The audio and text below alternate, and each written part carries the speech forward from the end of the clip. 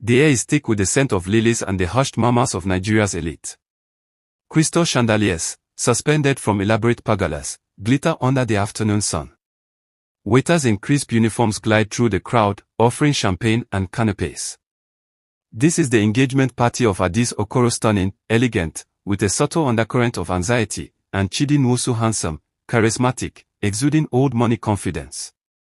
A live band plays a smooth, contemporary Nigerian high-life tune. The garden is adorned with white roses and gold accents, reflecting the immense wealth of the two families uniting.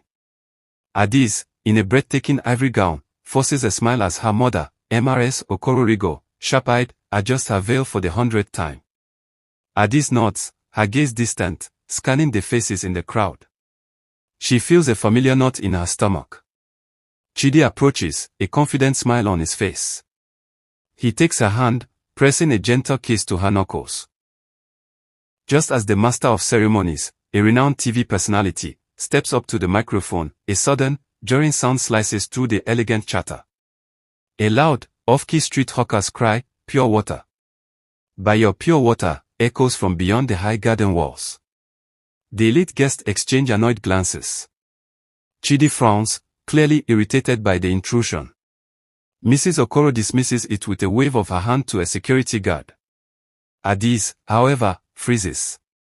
Her eyes widen, a flicker of something unreadable, fear. Recognition.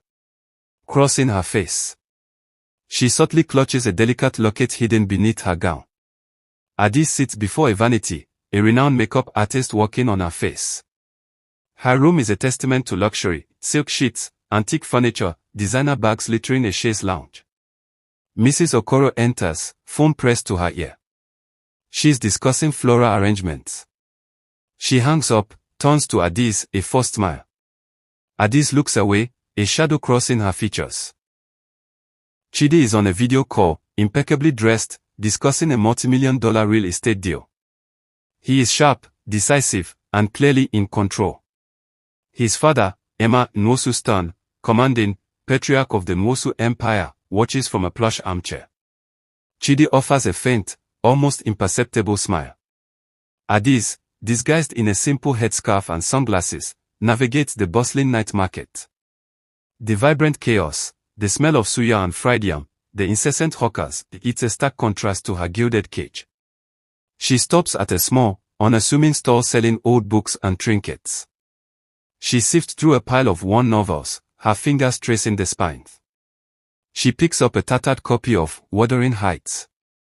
A small, faded photograph falls out. It's a picture of a younger Adaeze, laughing freely with a young man, kind eyes, strong build, dressed simply, against a vibrant, graffiti-covered wall. A deep pang of nostalgia hits her. She clutches the photo. Adaeze, in a simple dress, is laughing as Kai teases her, playfully dabbing paint on her nose. They are painting a mural together, a vibrant scene of a rising sun over a sprawling cityscape. They share a look, full of innocent adoration. Adaeze sighs, tucking the photo back into the book and buying it. She glances around, a sense of longing etched on her face. The hawker's cry has faded. The master of ceremonies clears his throat, regaining the crowd's attention. Glasses clink. Chidi beams, putting an arm around Adaeze. She forces a wider smile, her eyes still scanning, a subtle tremor in her hand. Suddenly, a figure emerges from the gate, dressed in a simple, well-worn but clean shirt and trousers.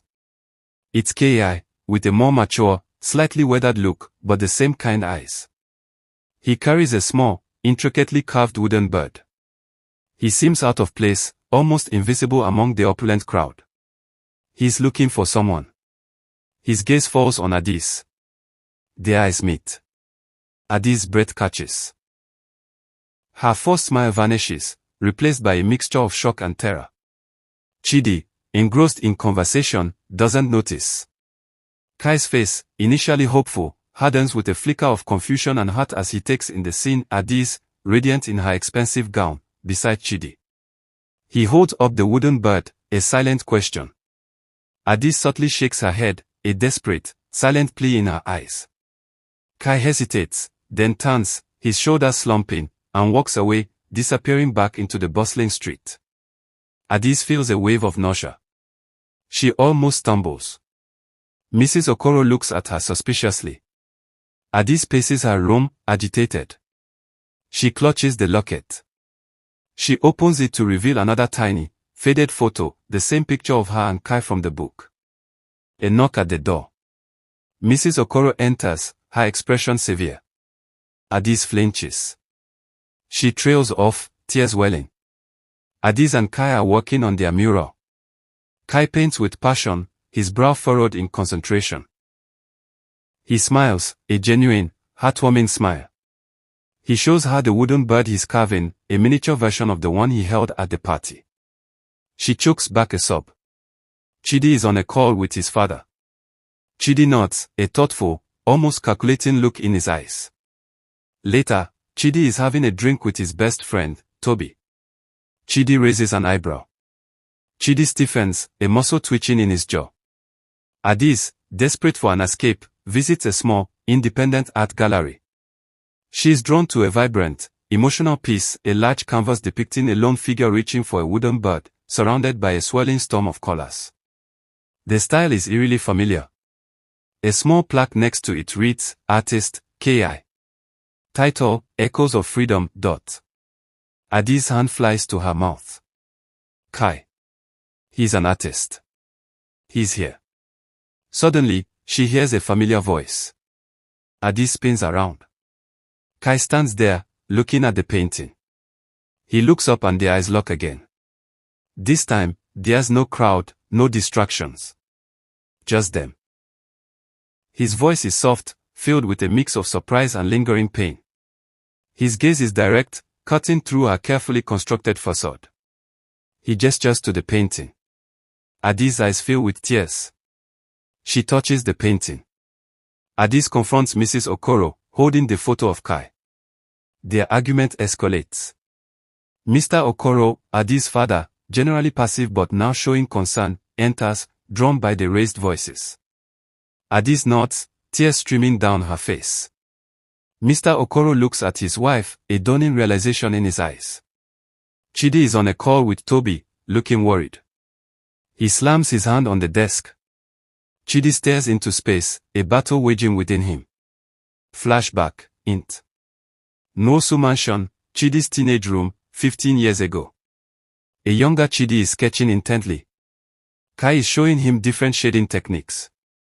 Chidi takes a deep breath. The grand church is filled with guests, a symphony of white and gold. Adaeze, in her wedding gown, walks slowly down the aisle, her face pale, her eyes searching. Mrs. Okoro watches her, a mixture of pride and anxiety on her face. Chidi stands at the altar, looking stoic. He catches Adaeze's eye. He sees the pain. As she reaches the altar, the Reverend begins the ceremony. Just as he asks, "Do you, Chidi Nwosu, take Adaeze Okoro?" Chidi takes a deep breath, his gaze fixed on Adaeze. A gasp ripples through the church. Mr. and Mrs. Nwosu are aghast. Mrs. Okoro's jaw drops. Chidi steps forward, taking Adaeze's hand. Adaeze's eyes widened, tears of relief and confusion streaming down her face. The church doors open. Kai stands there, having been discreetly alerted by Toby. He is holding a small, intricately carved wooden bird, identical to the one he had made for Adaeze years ago. Adaeze looks at Chidi, then at Kai. Chidi gives her a gentle nod, a small, genuine smile finally appearing on his face. Adaeze, tears still flowing, lets go of Chidi's hand and runs down the aisle, her elaborate gown billowing behind her. She throws herself into Kai's arms. He holds her tightly. The guests are in a frenzy. The Okoro and Nwosu parents are furious, but the younger generation, including Toby, watches with a mix of awe and understanding. Adaeze and Kai walk away, hand in hand, a silent promise of a future built on genuine connection, not inherited wealth.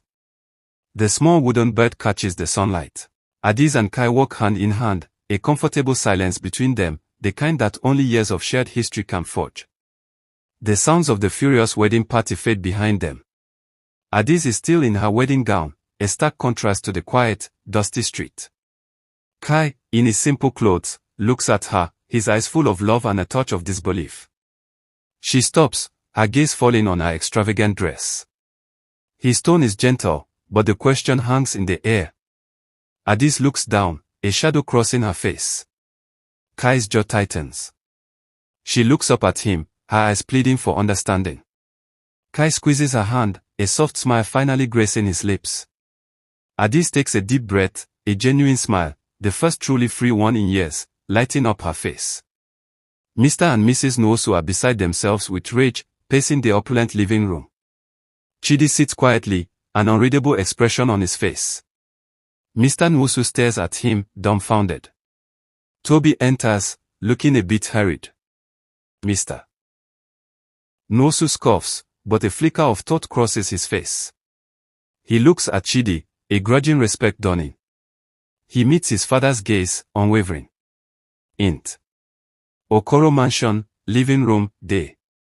Mrs. Okoro is sobbing dramatically, while Mr. Okoro sits quietly, looking thoughtful. Mrs. Okoro stops crying, staring at her husband.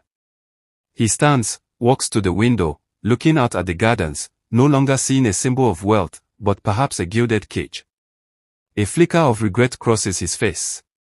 The studio is simple, filled with canvases, paints, and the scent of turpentine.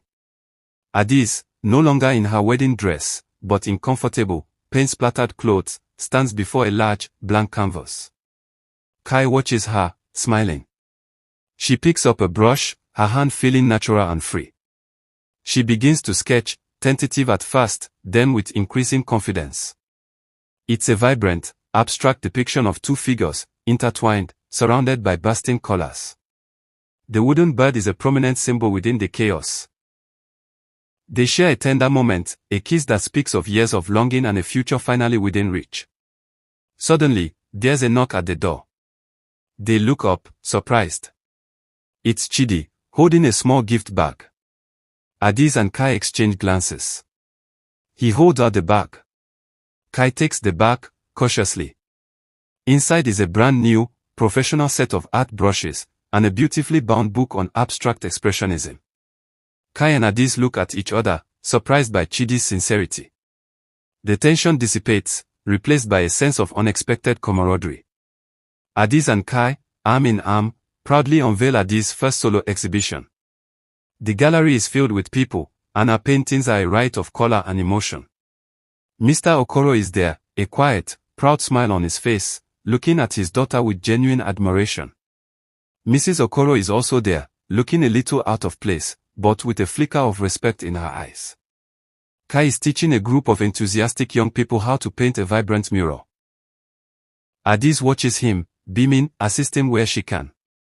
Chidi arrives, dressed casually, with a team of surveyors. He is funding a new community art project, partnering with Kai. He shakes Kai's hand, a genuine smile on his face. It's modest but filled with light, art, and laughter. They are cooking together, playfully splattering flour on each other. Their faces are alight with contentment. The carved wooden bird sits proudly on a shelf. Adaeze and Kai walk along the beach, hand in hand, silhouetted against a breathtaking sunset. They stop, Adaeze leaning her head on Kai's shoulder. The studio, now a shared space, hums with creative energy. Canvases lean against walls, paint splatters adorn the floor like abstract art. Adaeze, dressed in comfortable overalls, is absorbed in a vibrant new painting, a portrait of Kai, capturing his serene focus. Kai is sculpting a large, intricate piece of metal, sparks flying as he walks. There's a palpable sense of joy and partnership between them. He glances at her, a thoughtful expression on his face. Adaeze frowns, concern etched on her face. Their conversation is interrupted by the cheerful chime of a phone. It's Toby, called Adaeze. Adaeze smiles, genuinely pleased. Adaeze agrees, exchanging a surprised look with Kai after hanging up. Weeks pass. Adaeze's art gains more recognition. She's invited to speak at events, interviewed by art magazines. The small apartment, once a haven, starts to feel cramped with the influx of materials, gallery calls, and rising expectations. One evening, Adaeze is on her laptop, meticulously planning a new collection. Kai enters, looking tired, his hands stained from his metalwork. Adaeze stiffens, her fingers hovering over the keyboard. She looks up, her eyes defensive. She instantly regrets the last sentence. Kai's expression hardens. A heavy silence descends. The past, though seemingly banished, subtly rears its head, creating a fissure between them. Adaeze meets Toby for coffee. She looks strained, a shadow beneath her eyes. Adaeze sighs, stirring her coffee. Toby raises an eyebrow. They share a small, tired laugh. His words resonate deeply with Adaeze. Adaeze visits the old graffiti wall, the one she and Kai painted years ago. It's still there, vibrant, a testament to their beginnings. She traces the faded lines of the rising sun. Kai arrives, having followed her. He stands silently beside her for a moment. She turns to him, her eyes filled with vulnerability. Kai takes her hand, entwining their fingers. He looks at her, a gentle smile. Adaeze's face lights up. They stand there, side by side, looking at their old mural, a symbol of their enduring love and the foundation of their shared dreams. The sun sets, casting long shadows, but the vibrant colors of the wall still glow, promising a future as bright and bold as their art.